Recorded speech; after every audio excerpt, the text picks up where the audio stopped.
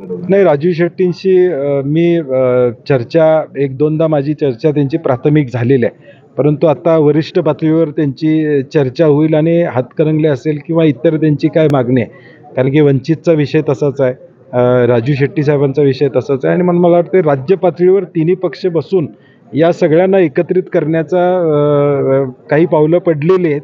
काही बैठका झालेल्या आहेत. आता पुढच्या काळात आपल्याला स्पष्टता येणाऱ्या 10-15 दिवसामध्ये दिसेल. स्वराज्य पक्ष सुद्धा तुमच्यासोबत येणार आहे का? अजून तशी चर्चा वरिष्ठ पातळीवर काही झाली असली तर मला माहीत नाही आजच्या घडीला. माझ्यापर्यंत तरी काही नाही. परंतु वरिष्ठ पातळीवर तशी काही चर्चा झाली आहे का याची माहिती घेऊन मी तुम्हाला सांगतो. अवघ्या 2 महिन्यावर येऊन ठेपलेले आहे, पण उमेदवाराची नावं निश्चित होत नाही. कुणाची फायनल आहेत? कुणाची फायनल? भाजपची नावं फायनल नाही आहेत. शिंदे गटातल्या गेलेल्या खासदारांनी 7 खासदारांनी माझी एक माहिती आहे 7 खासदारांनी लेखी दिले की आम्हाला भाजपच्या चिन्हावर उभा राहायचं. भाजपच्या चिन्हावर उभा राहायचं म्हणून लेखी दिले.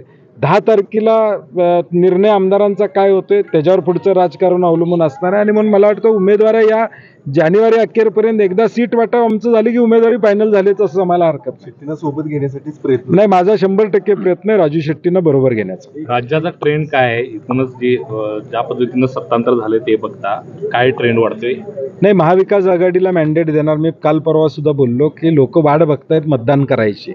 लोकांना संधी पाहिजे. आता जी यात्रा केंद्र शासनानं काढली त्याला लोकांनी जनतेनं विरोध केला. राजकीय पक्षांनी विरोध करणं हा भाग वेगळा. सामान्य जनतेनं त्यांना विरोध केला की हे खोटं आहे, हे चुकीचं आहे, हे लोकांच्यापर्यंत पोहोचलं आहे आणि म्हणून मला वाटतं जनता महाविकास आघाडीला मतदान करेल अशी आम्हाला खात्री आहे. त्यामुळे त्यांना माहीत आहे ना.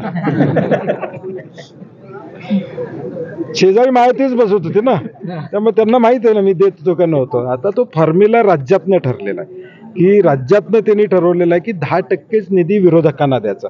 आता त्या फॉर्म्युलाची अंमलबजावणी ते पालकमंत्री म्हणून करतायत आणि म्हणून आमचा प्रश्न असा आहे की 4 विधानसभा आमदारांच्या मतदारसंघात तुम्ही 1 रुपया देणार नाही. म्हणजे ठीक आहे, मागच्या वेळी देखील माझ्याकडे आकडेवारी आहे. म्हणजे मी किती पैसे कुणाला दिले याची आकडेवारी माझ्याकडे आहे 2 वर्षाची. मी ती जाहीर करू शकतो, काय अडचण नाही. परंतु ठीक आहे, सत्ताधारी म्हणून तुम्ही 10 पैसे जास्त घेतले आमची हरकत नाही. परंतु विरोधक म्हणून अगदीच 1 रुपया देणं हे कुठल्या घटनेत बसते? जी शपथ मंत्रिमंडळाने घेतली की सगळ्यांना एक वागणूक आम्ही देऊ, घटनेनं सगळ्यांना अधिकार दिले. जिल्हा नियोजन समिती ही सत्तारूढ नियोजन समिती नाही आहे, ती जिल्ह्याची नियोजन समिती आहे. आणि हे उद्या आम्ही पत्र देणार आहोत 8 तारखेला की निधीचं वितरण व्यवस्थित झालं पाहिजे. नाही झालं तर शेवटी कोर्टात मी जाणार आहे. राजू शेट्टी यांनी 8 दिवसांपूर्वी बाजूला शिंदे सेना जी आहे ती आता शिवसंकल्प अभियान राबवते. त्याची तयारी आता त्यांची युद्ध पातळीवरती सुरू आहे. संकल्प यात्रेपासून काय विकल्प मिळाला हे अजून लोकांना कळलेलं नाही आणि म्हणून नवीन यात्रेतनं आता काय मिळणार आहे? म्हणजे कसं फोडलं, कसं गुवाहाटीला गेलो, कसं सुरतला गेलो, कशा पद्धतीनं काय झालं हे दोन्ही पक्ष सांगणार आहेत का मला माहीत नाही. आपण म्हटलं होतं की निधी काँग्रेसच्या आमदारांना किंवा सगळ्यांना कमी मिळतो. हसन मुश्रीफ म्हटले तर अनेक इच्छुक उमेदवार आहेत. इच्छुक असणारे त्या ठिकाणी त्यांच्यातलं नाव येऊ शकते.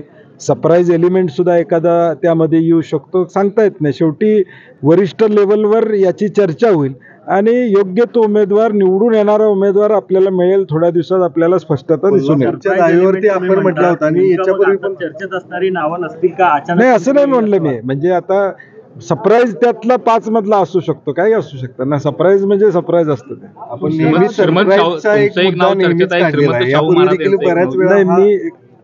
बऱ्याच वेळा हाच वाक्य जे आहे ते आपल्याकडून आले नाही. अजून काहीच म्हणजे काय आता काय पहिलं सीट वाटप होईल.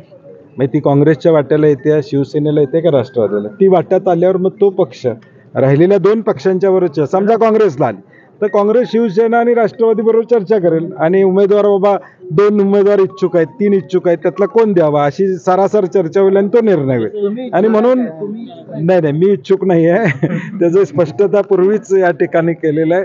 त्यामुळे माझ्या इच्छुकतेचा प्रश्न त्या ठिकाणी नाही आहे. राहुल गांधी दुसरं नाव तुमचं घेतलं नाही, गट नेता म्हणून मी विधान परिषदचा असल्यामुळं आम्ही सगळेच त्या कार्यक्रमामध्ये त्या ठिकाणी होतो आणि निश्चितपणे त्यांच्या नेतृत्वाखालीच एक चैतन्यमय वातावरण या देशामध्ये भारत जोडोमुळे निर्माण झालं.